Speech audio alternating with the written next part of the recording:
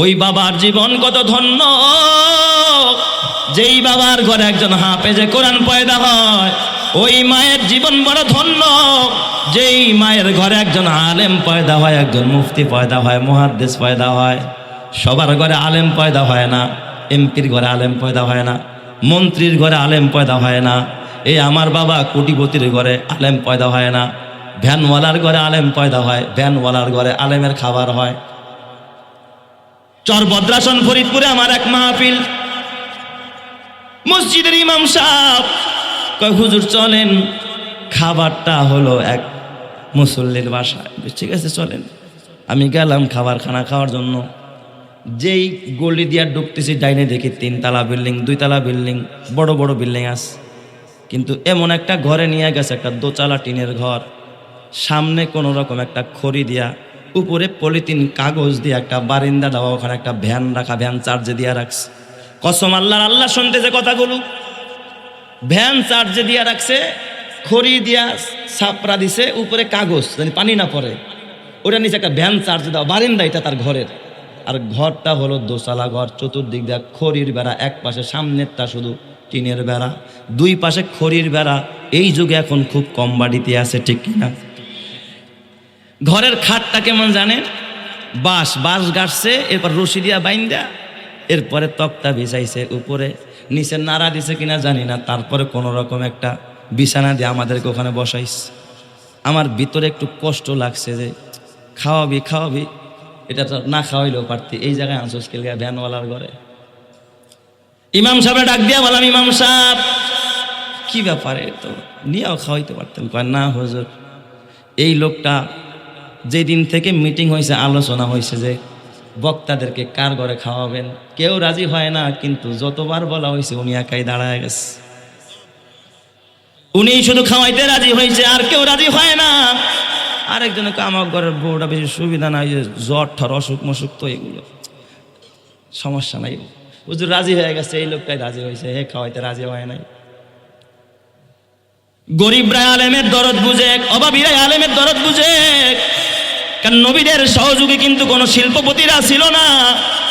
ঈসা পয়গম্বরের কথা হাসান জামিল সাহেব বলতেছিলেন। ঈসা পয়গম্বর, আল্লাহ তাআলার কোরআন বলে, ইয়া আইয়ুহাল্লাযীনা আমানু কুনু আনসারাল্লাহ কামা ক্বালা ঈসা ইবনু মারইয়ামা লিল হাওয়ারিয়্যিনা মান আনসারি ইলাল্লাহ ক্বালাল হাওয়ারিয়্যুনা নাহনু আনসারুল্লাহ। ঈসা নবী যখন ইহুদিরা চতুর্দিক দিয়ে বেষ্টন করে ফেলেছে, ঈসা নবীরে মেরে ফেলবে, বেষ্টন করে ফেলাইছে। ঈসা নবীর সহযোগী ছিল মাত্র 12 জন ধোপা। এরা ধোপাগিরি করতো, কাপড় কাচতো, গরিব মানুষ। এরাই ঈসা নবীদেরকে হাওয়ারি বলা হয়। একজন হাওয়ারিয়ুন ডাক দিয়া বলে, নাহনু আনসারুল্লাহ, পয়গম্বর আপনার চিন্তা নাই, আপনার জন্য আমরা জীবন দিতে রাজি আছি, তারপরও আপনার গায়ে একটা ফুলের টোকা পড়তে আমরা দিব না। চিৎকার মেরে কন্যা আল্লাহু আকবার। এটা শুধু পয়গম্বর ঈসার বেলায় না, সূরা ইয়াসিন পারে না এমন মানুষ নাই। সূরা ইয়াসিনটা খুলে দেখেন, আল্লাহর কোরআন বলে, ওয়াজা মিন আকসাল মাদিনাতি রাজুলুন ইয়াসা। 3 জন নবী তাকিয়া শহরে জালেমরা পাথর মারা মেরে ফেলবে। নবী 3 জন রে, শুধুমাত্র হাবিবে নাজ্জার নামে একজন কাঠুরিয়া, কাঠমিস্ত্রি, কাঠ কাইটা খায়। এই বেচারায় শুনছে নবীদের কাছে পাথর মারা ফালাবে। শহরের শেষ প্রান্ত থেকে কানতে কানতে কাঠমিস্ত্রি দৌড়ায়। গোটা দেশের বিবেক জাগ্রত হয় না, কি অপরাধ, শুধুমাত্র আল্লাহর দিকে দাওয়াত দেয়, এই জন্য মানুষ চিন্তারা তোমরা মেরা ফালাইবা। কেউ প্রতিবাদ করে না, শিল্পপতি দাঁড়ায় না, কোটিপতি দাঁড়ায় না, টাকাওয়ালা দাঁড়ায় না, গরিব মানুষ ভ্যান চালায়, রিক্সা চালায়, অটো চালায়, কাঠুরিয়া হাবিবে নাজ্জার দৌড়ায় আসছে। আয়েশা ডাক দিয়া বলে, ক্বালা ইয়া কওমি ইত্তাবিউল মুরসালিন ইত্তাবিউ মান লা ইয়াসআলুকুম আজরাও ওয়া হুম মুহতাদুন ওয়া মা লিয়া লা আ'বুদুল্লাযী ফাতারানি ওয়া ইলাইহি তুরজাউন। ওরা কয়, এই তোর, আমার মনে হয় তুইও এই 3 জনের লগে বুঝা ফালাইছে, যে তুই 3 জনের পক্ষে, নবীর পক্ষে কথা কয়। তখন তিনি ডাক দিয়া বলল, মা লিয়া লা আ'বুদুল্লাযী, আমি কেন তার ইবাদত করব না? ওমা লিয়া লা আ'বুদুল্লাযী ফাতারানি ওয়া ইলাইহি তুরজাউন, যিনি আমার সৃষ্টি করলো, যার কাছে আমি ফিরে যাব, কেন তার ইবাদত করব না? ওরা বুঝা ফেলাইছে এই লোক এই দলের। কয় আগে এই তিনজনের মারার আগে এরে পাথর মারো। ওই গরিব মানুষ কাঠ মিস্ত্রি হাবিবে নাজ্জারের গায়ে যখন আঘাত করা আরম্ভ করে দিছে, আল্লাহ তাআলার পক্ষ থেকে আকাশ থেকে আওয়াজ এসে গেছে, কিলা দুখুলিল জান্নাহ। এ হাবিবে নাজ্জার, চিন্তা করিস না, তুই একটা গরিব হইতে পারস, নবীদের জন্য দ্বীনের জন্য জীবন দিছস, কিলা দুখুলিল জান্নাহ। বলা হলো যা তুই জান্নাতে চলে যা। চিৎকার মেরে কন্না আল্লাহু আকবার। কিলা দুখুলিল জান্নাতা ক্বালা ইয়া লাইতা কওমি ইয়ালামুন। সে ডাক দিয়া বলে, আল্লাহ যদি আমার কওমের লোকেরা জানতো, বিমা গফারা লি রব্বি ওয়া জাআলানি মিনাল মুকরামিন। আমার আল্লাহ কেন আমার মাফ করছে, আমি নবীদের পক্ষে ছিলাম, এই জন্য আল্লাহ আমার মাফ করে দিচ্ছে। আমি গরিব হইতে পারি, আমার টাকা নাই পয়সা নাই, এই কারণে আল্লাহ করে দিছে। এই জন্য আমার বাবা, গরিবরাই কিন্তু আলেমের পক্ষে থাকে, ন্যায়ের পক্ষে থাকে, হকের পক্ষে থাকে। আল্লাহর নবীর পক্ষে কিন্তু বেলালরা ছিল, সুহাইবরা ছিল, আম্মাররা ছিল, খাব্বাবরা ছিল, খুবাইবরা ছিল। এরা কিন্তু শিল্পপতি না, গরিব মানুষ, গোলাম মানুষ। কথা ঠিক না বাড়ি জোরে কন। এ আমার বাবা, হাতে পায়ে ধরা বলি, সারা বাংলাদেশ সফর করি, উত্তরবঙ্গের এক সফরে পাগড়ি দিমু মাহফিলে। কি আজব কাণ্ড আল্লাহ তাআলা বিভিন্ন জায়গায় আমারে দেখা। দেখি দুইজনে ধইরা একজন গার্জিয়ান রে স্টেজে উঠাইছে। ওই যে ব্যারিং আছে না, ভ্যানের ব্যারিং, ব্যারিংয়ের গাড়ির উপরে বৈশা ঠেল্লা ঠেল্লা তারপর ভিক্ষা করে না, ওই রকমের এক ভিক্ষুক, দুটা পা নাই, হাঁটতে পারে না। এই লোকটারে কোনো রকম 2-3 জনে ধইরা স্টেজে উঠাইছে। আমি এইটার উঠাই কিনলে, ছাত্রদের যখন পাগড়ি দেওয়ার পালা, ছাত্রদেরকে পাগড়ি দিতেছিলাম আমি এবং স্থানীয় আরেক বড় আলেম। পাগড়ি দেওয়ার সময় ছাত্রদেরকে পাগড়ি দেওয়া শেষ, মাঝখানে 2টা ছেলের পাগড়ি দিছি, চেহারা প্রায় এক রকমের, জমজ হাফেজার আর কি, জমজ ভাই। এবার হলো অভিভাবকদেরকে ওরা রুমাল দেয়, রুমাল।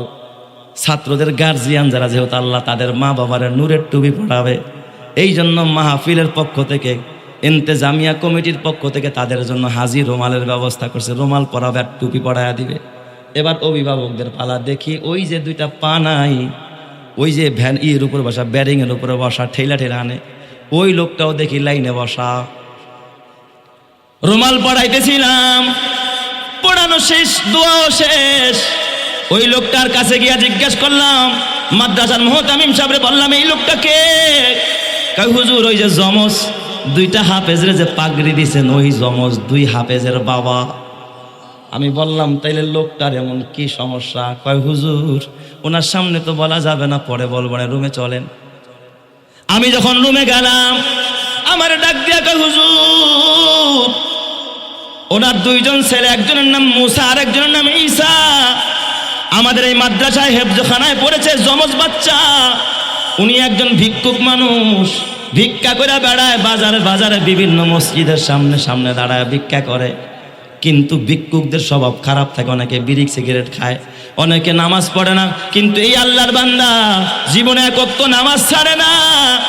এই কথা বলতে বলতে দেখি ওই হাফেজ ছেলেরা যারা পাগড়ি নিছে, এরা দপ্তরের মধ্যে ঢুকছে, যেখানে আমি খানা খাচ্ছিলাম। ওই বাচ্চা 2টাও কাছে, আমি ওদেরকে ডাকলাম, বাবা কাছে আস। কাছে আসার পরে মুসার ঈসারে আমি ডাক দিয়া বললাম, বাবা বড় কে? হুজুর বাবাই বলে, ও বড়, মুসা বড়, আমি ছোট, একই দিনে জন্ম। আমি বললাম, বাবা তোমরা মাদ্রাসায় পড়ো, বেশ ভালো কথা, তোমার বাবা ভিক্ষা করে, তোমার আম্মা কি করে? এই কথাটা জিজ্ঞাসা করার সাথে সাথে দেখি বাচ্চা 2টা কান্নায় ভেঙে পড়েছে। কিরে বাবা কাঁদো কেন, কি সমস্যা? ছেলে 2টা ডাক দিয়া বলে, উস্তাদ আমি আমার বাবার কাছে শুনেছি, আমরা 2 ভাই যখন জমজ, নর্মালে যখন আমাদের নাকি ডেলিভারি হয়, আমার মা ওই সময় ব্লিডিংয়ের কারণে আর অন্য অন্য সমস্যা ছিল, আমার মা ওই আমাদের প্রসবের সময় আমার মা মারা যায়। আমরা 2 ভাই মায়ের দুধ খেয়ে বড় হইতে পারি নাই।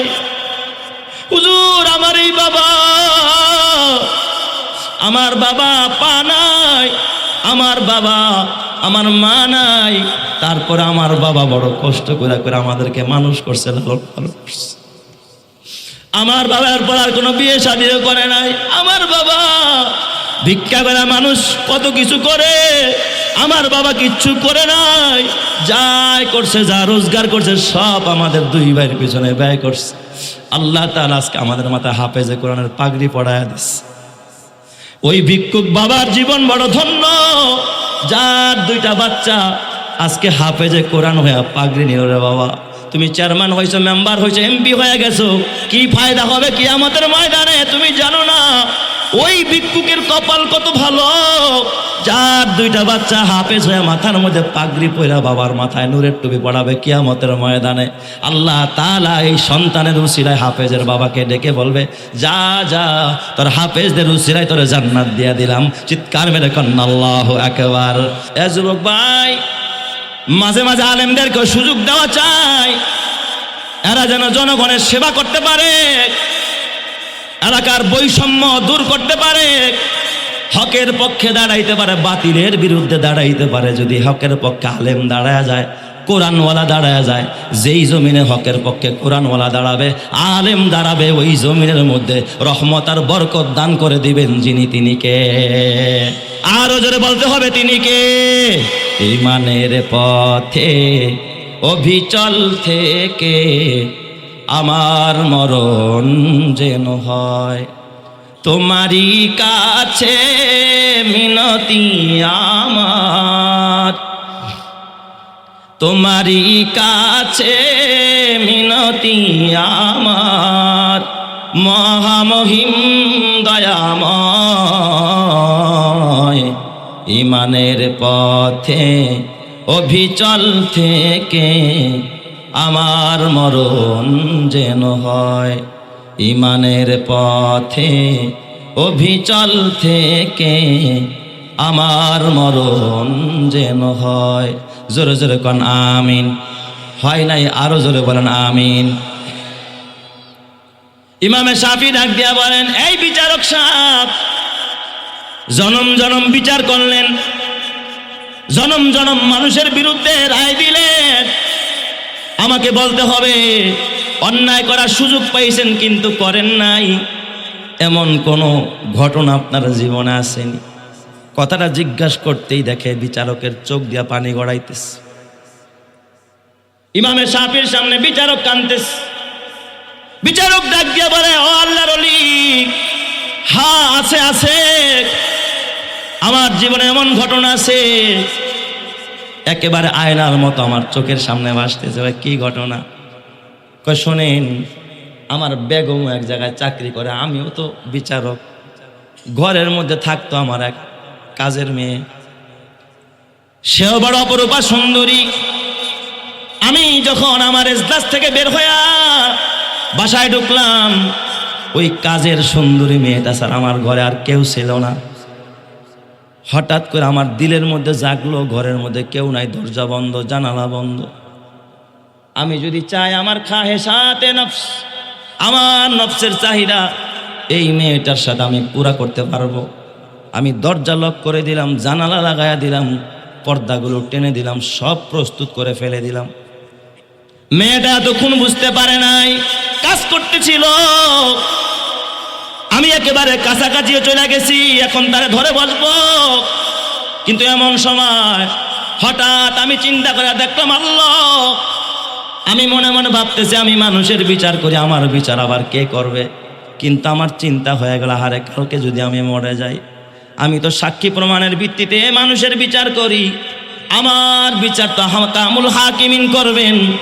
আমি তখন কি জবাব দিব? তখন আমি আল্লাহর ভয় নিয়া ওই মেয়েটার গায়ে হাত না দিয়া আমি দৌড়ায়া দরজা জানালা খুইলা আমি যাই নামাজ বিছায়া নামাজ পড়া মালিকের কদমে সেজদায় পড়ে কেঁদেছি। এইটাই হলো আমার জীবনের একটা এমন আমল, যেই আমলটা শুধুমাত্র আমি আল্লাহর ভয়ে করেছিলাম। তখন ইমামে শাফি ডাক দিয়া বলেন, যাও যাও বিচারক যাও, তোমার বিবি তালাক হয় নাই, তোমার বিবি এখনো তোমারে আছে, তোমার বিবি তালাক হয় নাই, তুমি চলে যাও। তখন জিজ্ঞাসা করলেন, হুজুর দলিল কি? আমার বিবি যে তালাক হয় না এর প্রমাণ কি, ডকুমেন্টস কি? তখন ইমামে শাফি রহমাতুল্লাহ আলাইহি এই আয়াত পড়া শুনাইলেন, ও আম্মা মান খাফা মাকামা রাব্বিহি ওয়া নাহান নাফসা আনিল হাওয়া ফাইন্নাল জান্নাতা হিয়াল মাওয়া। কই যে আল্লাহর সামনে দাঁড়ানোকে ভয় করে, আল্লাহর সামনে দাঁড়ানোকে ভয় করে যে অশ্লীল কাজ থেকে নিজেকে ফিরায় রাখে, আল্লাহ তাআলা বলে জান্নাত তার ঠিকানা হয়ে যায়, লোকটা জান্নাতি হয়ে যায়। তোমার বিবি তো বলছে তুমি যদি জাহান্নামী হও, তুমি যদি জাহান্নামী হও, জাহান্নামীর কাছে আমি যাব না, তুমি তো জাহান্নামী না, আল্লাহর কথা অনুযায়ী তুমি তো জান্নাতি, অতএব তোমার বিবি এখনো বাকি আছে, এখনো তালাক হয় নাই। চিৎকার মেরে কন্যা আল্লাহু আকবার, আরো জোরে বলেন আল্লাহু আকবার। তাহলে বলেন তো দিলের ভিতরে থাকবে কার ভয়? আরো জোরে বলেন না কার ভয়? আল্লাহর ভয়। এ আমার বাবা, আল্লাহর ভয় নিয়ে যারা এই সমস্ত অশ্লীলতা থেকে, বেহায়াপনা থেকে, মন চাহি জিন্দিগি, মন যা চাই এগুলো যারা পরিহার করবে, এদেরকে বাবা জান্নাত ঠিকানা বানায়া দিবেন যিনি, তিনি কে? আল্লাহ আমাদের সবাইকে তুমি জান্নাতি বানায়া দাও, জোরে কান আমিন। এ আমার বাজান, আর এই আল্লাহর ভয় তৈরির একমাত্র প্রতিষ্ঠানের নাম হলো মাদ্রাসা। এখানে ছেলেদেরকে আল্লাহর ভয় শিক্ষা দেওয়া হয়, অন্যায় শিক্ষা দেওয়া হয়, কবিরা গুনাহ শিক্ষা দেওয়া হয়। কোনটা কোনটা কবিরা গুনাহ এটা বাচ্চাদেরকে শিক্ষা দেওয়া হয়, কোনটা কোনটা শিরক, এই শিরক সম্পর্কে পরিচয় করানো হয়, কোনটা হালাল কোনটা হারাম শিক্ষা দেওয়া হয়। এই মাদ্রাসাগুলোর ভিতরে কোনটা করতে হবে কোনটা ছাড়তে হবে, হাতে কলমে ওস্তাদরা ধৈরা ধৈরা ছাত্রদেরকে শিক্ষা দেওয়া হয়। তার মানে বোঝা গেল এই সমস্ত মাদ্রাসাগুলো জান্নাতি মানুষ তৈরি করার একটা কারখানা। কথা বল না কে? এই মিয়া জান্নাতি মানুষ তৈরি করার আর একটা দ্বিতীয় কারখানা পারলাম আর দেখান। জান্নাতি মানুষ তৈরি করার কারখানার নাম মাদ্রাসা। জান্নাতি মানুষ তৈরি করার ফ্যাক্টরির নাম আল্লাহর ঘর মসজিদ। জান্নাতি মানুষ তৈরি করার কারখানার নাম হলো হক্কানি আল্লাহওয়ালা পীর মাশায়েখদের খানকা। জান্নাতি মানুষ তৈরি করার আরেকটা কারখানার নাম হলো দাওয়াত ও তাবলীগ। ঠিক বললাম না বে ঠিক বললাম? এই জোরে কোন ঠিক না বে ঠিক জোরে কোন? এর বাহিরে আপনি কিচ্ছু দেখাইতে পারবেন না রে বাবা। এইগুলো হলো ইসলামের দুর্গ, ইসলামের ঘাঁটি। এই ঘাঁটির সাথে যারা সম্পর্ক রাখবে তারাও খাঁটি হয়ে যাবে, আর এই ঘাঁটির সাথে যারা সম্পর্ক থাকবে না, তুমি যদি পতিতালয়ের সাথে সম্পর্ক রাখো তাদের মতো চরিত্র তোমার মধ্যে আসবে। তুমি যদি সুদের কারবারিদের সাথে তোমার সম্পর্ক থাকে তুমিও তাদের মতো হয়ে যাইবা। তুমি যদি বেপরদায় যারা চলে, যারা হারাম খায় হারাম বলে, তাদের সাথে চলবা, তাদের চরিত্র তোমার ভিতরে ঢুকবে। আর আল্লাহওয়ালা যারা, এ আমার বাবা জান্নাতি যারা, তাদের সাথে যারা চলবে তাদেরকে ওই রকমের জান্নাতি বানায়া দিবেন যিনি, তিনি কে? আরো জোরে বলেন না তিনি কে? এ আমার বাবা, এরা যে জান্নাতি মানুষ তার কিছু প্রমাণ আছে। ওই বাবার জীবন কত ধন্য, যেই বাবার ঘরে একজন হাফেজে কোরআন পয়দা হয়। ওই মায়ের জীবন বড় ধন্য, যেই মায়ের ঘরে একজন আলেম পয়দা হয়, একজন মুফতি পয়দা হয়, মুহাদ্দিস পয়দা হয়। সবার ঘরে আলেম পয়দা হয় না। এমপির ঘরে আলেম পয়দা হয় না, মন্ত্রীর ঘরে আলেম পয়দা হয় না। এই আমার বাবা কোটিপতির ঘরে আলেম পয়দা হয় না। ভ্যানওয়ালার ঘরে আলেম পয়দা হয়, ভ্যানওয়ালার ঘরে আলেমের খাবার হয়। চরভদ্রাসন ফরিদপুরে আমার এক মাহফিল, মসজিদের ইমাম সাহেব কয় হুজুর চলেন, খাবারটা হলো এক মুসল্লির বাসায়। ঠিক আছে চলেন। আমি গেলাম খাবার খানা খাওয়ার জন্য। যেই গলি দিয়া ঢুকতেছি ডাইনে দেখি 3 তলা বিল্ডিং, 2 তলা বিল্ডিং, বড় বড় বিল্ডিং আছে। কিন্তু এমন একটা ঘরে নিয়ে গেছে, একটা দোতলা টিনের ঘর, সামনে কোনো রকম একটা খড়ি দিয়া, উপরে পলিথিন কাগজ দিয়ে একটা বারিন্দা দেওয়া, ওখানে একটা ভ্যান রাখা, ভ্যান চার্জে দিয়া রাখছে। কসম আল্লাহর, আল্লাহ শুনতে যে কথাগুলো, ভ্যান চার্জে দিয়া রাখছে, খড়ি দিয়া ছাপড়া দিছে, উপরে কাগজ জানি পানি না পড়ে, ওটা নিচে একটা ভ্যান চার্জে দেওয়া বারিন্দা, এটা তার ঘরের। আর ঘরটা হলো দোতলা ঘর, চতুর্দিক দিয়ে খড়ির বেড়া, এক পাশে সামনেরটা শুধু টিনের বেড়া, 2 পাশে খড়ির বেড়া। এই যুগে এখন খুব কম বাড়িতে আছে, ঠিক কিনা?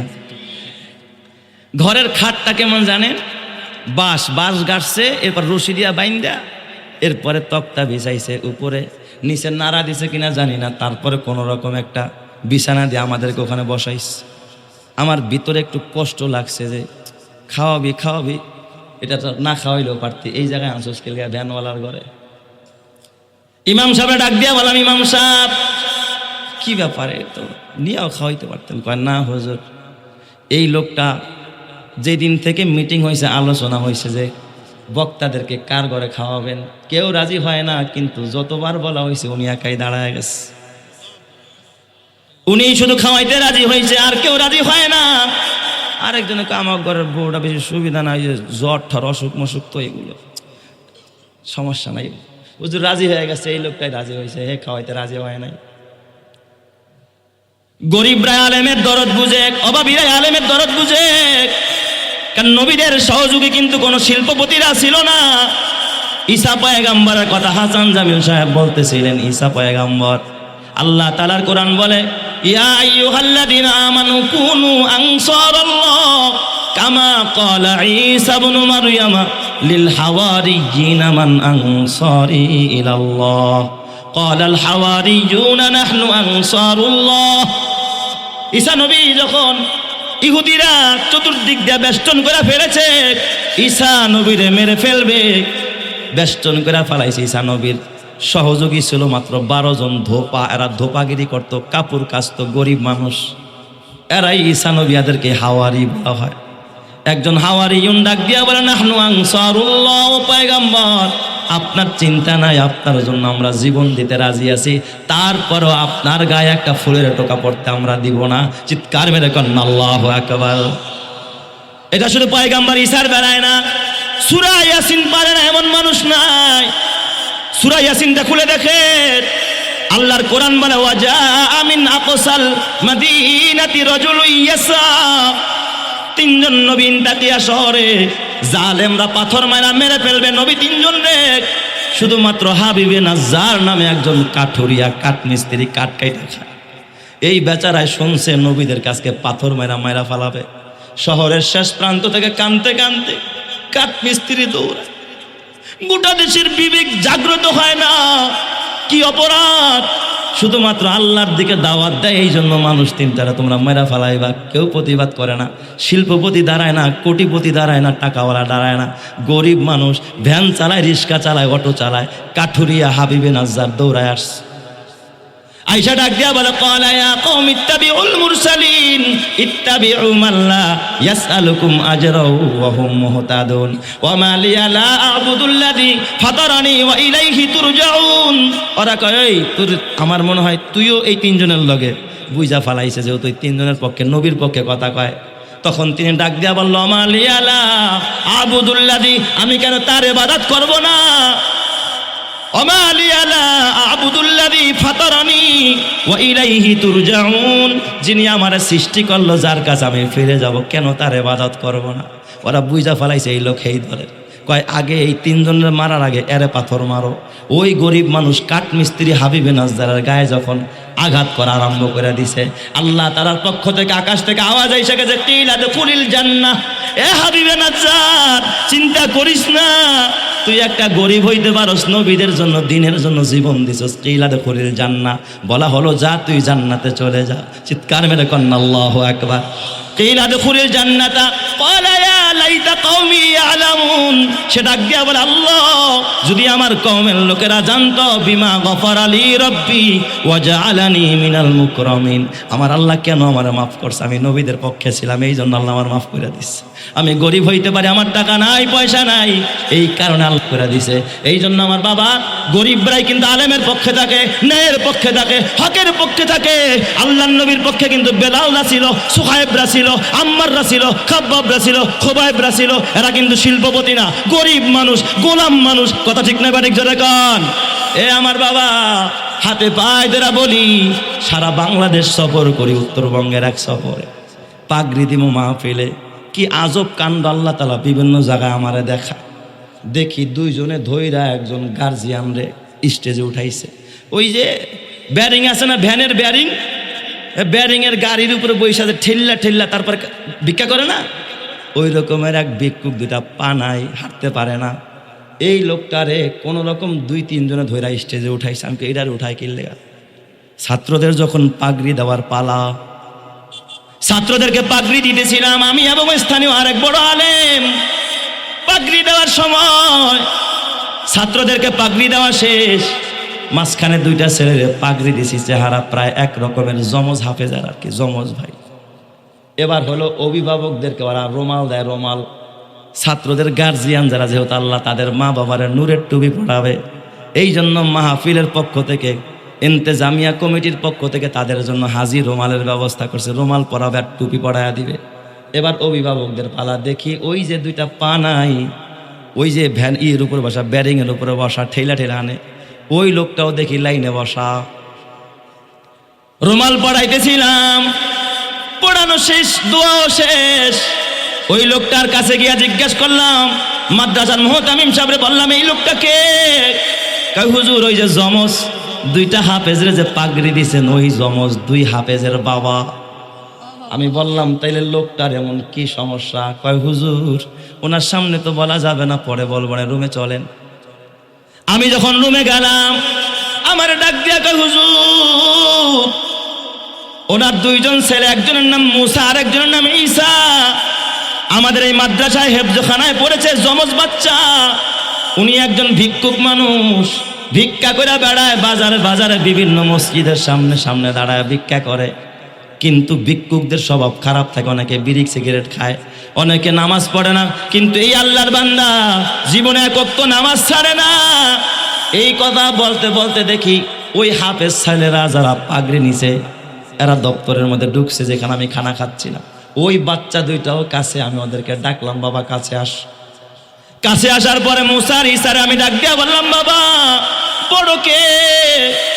হুজুর বাবাই বলে, ও বড়, মুসা বড়, আমি ছোট, একই দিনে জন্ম।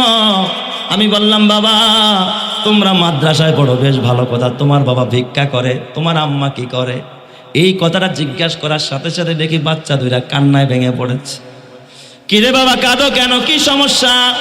ছেলে দুইটা ডাক দিয়া বলে, উস্তাদ আমি আমার বাবার কাছে শুনেছি, আমরা দুই ভাই যখন জমজ, নর্মালে যখন আমাদের নাকি ডেলিভারি হয়, আমার মা ওই সময় ব্লিডিংয়ের কারণে আর অন্য অন্য সমস্যা ছিল, আমার মা ওই আমাদের প্রসবের সময় আমার মা মারা যায়।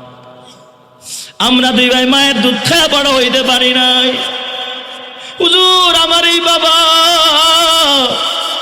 আমার বাবা পা নাই, আমার বাবা, আমার মা নাই, তারপরে আমার বাবা বড় কষ্ট করে করে আমাদেরকে মানুষ করছে, লালন পালন করছে।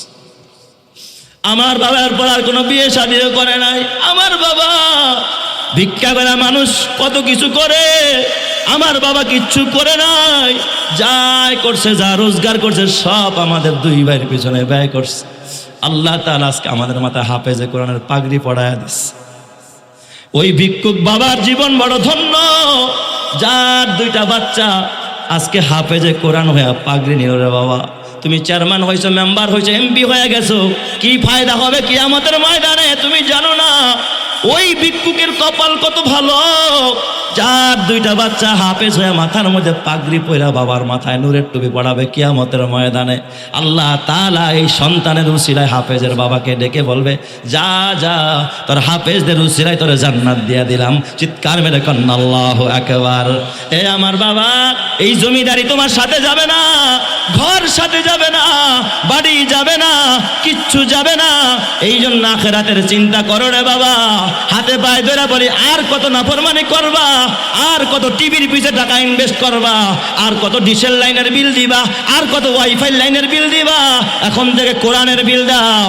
এ আমার বাবা, তোমাদের কাছে বিদায় কালে বলে যায়, যদি এখানে মন করে আল্লাহর বান্দা থাকো, এই জামিয়া মোহাম্মদিয়া শামসুল উলুম মাদ্রাসা অনেক এতিমরা পড়াশোনা করে, কিতাব কিনতে পারে না।